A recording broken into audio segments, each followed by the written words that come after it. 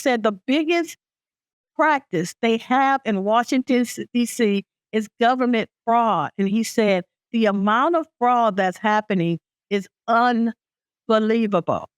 And so what we have is huge amounts of I don't even like the word overspend, because that's not really what we're doing. We're actually the huge amounts of government fraud that going to programs that are not doing what they're designed to do needs to stop. Well, you made a really important point about hidden taxes, and you're 100% right. They're hidden. Everybody's paying tax, and it's because of this fraud. But in the private sector, if you have fraud, Bernie Madoff was a fraud, and there were people who went and got as much of that money back as they could. When there's government fraud, nobody ever goes to get the money back.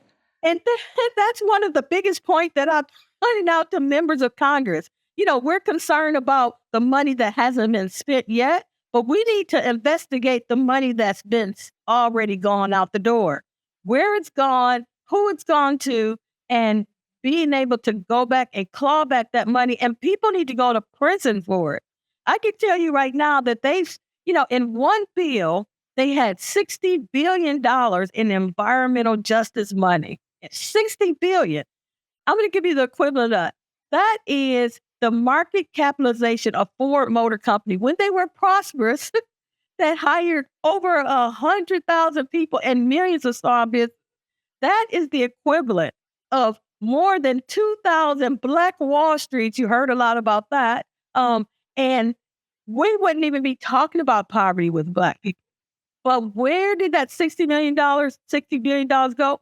No one knows. It went to NGOs that have no ties to the African-American community. Another one, we spent $8 billion to build 7 electric charging stations.